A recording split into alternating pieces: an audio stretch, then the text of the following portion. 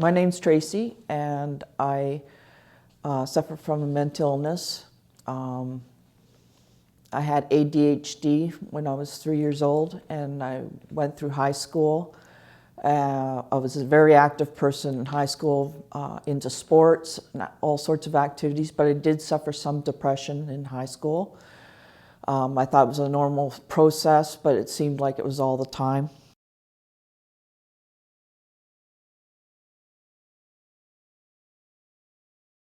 During the 10 weeks basic training, I was stressed out, and I ended up having my first psychotic break. I was terrified, heard voices. I never heard voices and stuff before, so when I heard it, it was just like, what's going on? And all I could do was just pray and hopefully it would go away.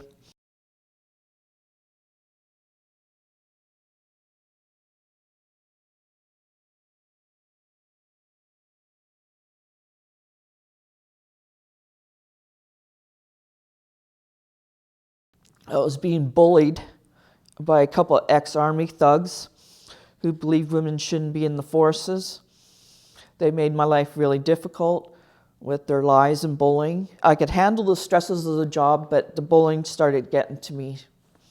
I started feeling depressed, defeated. I cried lots, and self-esteem was going downhill. They wanted me to get kicked out, and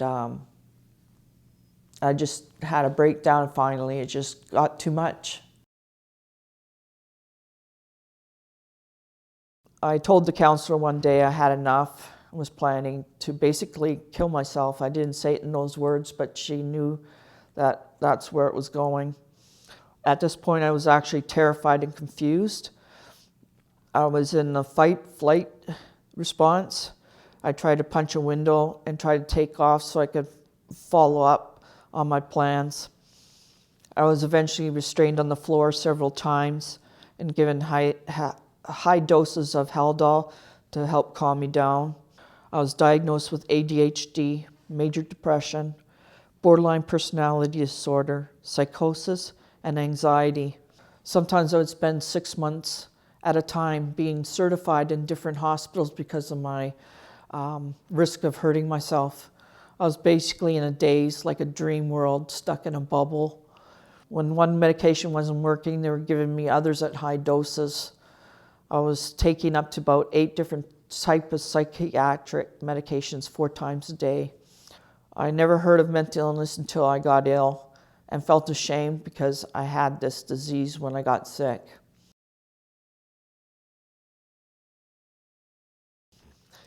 My depression and psychosis seems to come on by stresses or being overwhelmed. Usually I start by not sleeping well, start hearing voices, seeing things. It would be in a quiet place, and you know there's no sound, but you're hearing voices like people talking to you, telling you negative things, telling you to do things. Like there's more than one voice sometimes. My first initial breakdown, the voices, there were many voices, like many people talking to me, and it was just like a murmur. And it was just like, it's a quiet area. Why am I hearing all this? And I couldn't make out what was being said. Now when I get the voices, usually it's only a couple people, and have sometimes a conversation with them.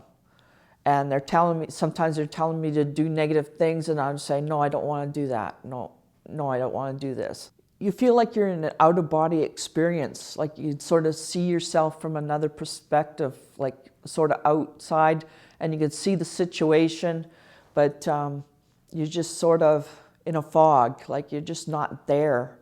You know you're there, but you're not there.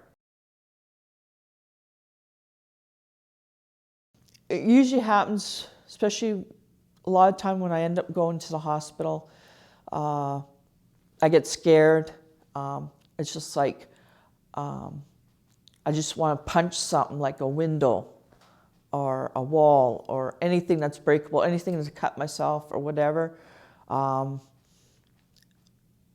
I just take off from the situation. I don't think, I just do it, you know. and sort of gets me into trouble. A lot of people don't know what to expect when they end up going to the hospital, and I think if I would have been told, like, by somebody or anybody, you know, this is what's going to happen, you know, walk step by step, I think it would have calmed me down a little bit more. I wouldn't be as scared. I might have not have reacted the way I did.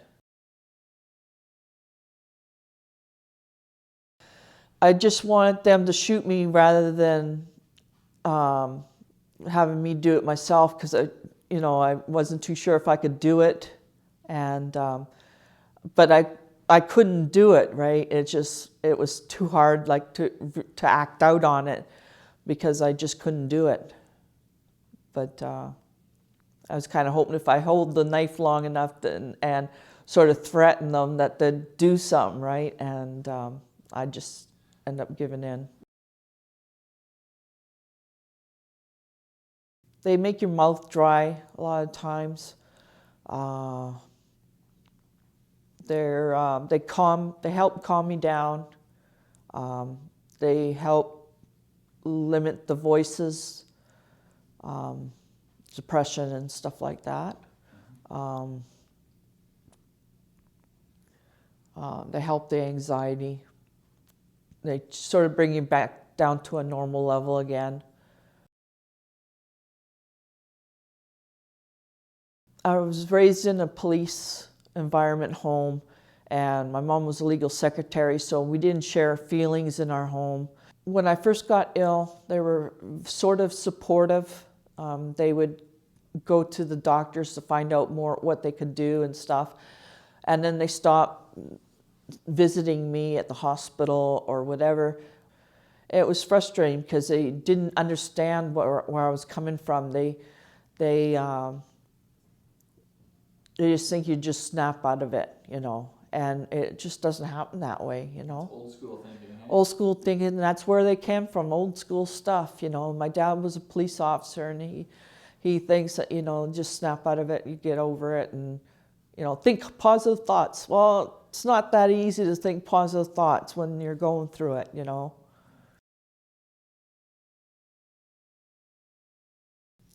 I just say that to calmly and talk to the person,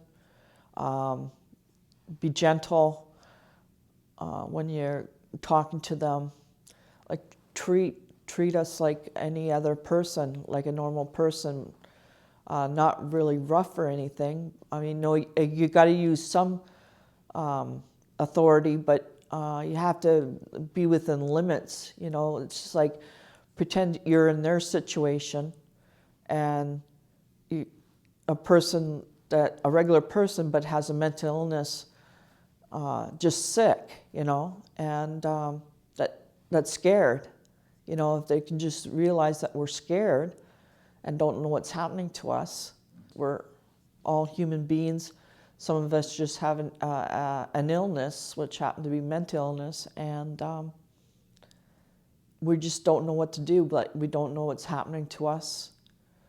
Some of us have had it for a while, but still, when you get into that episode, it's just a little scary still.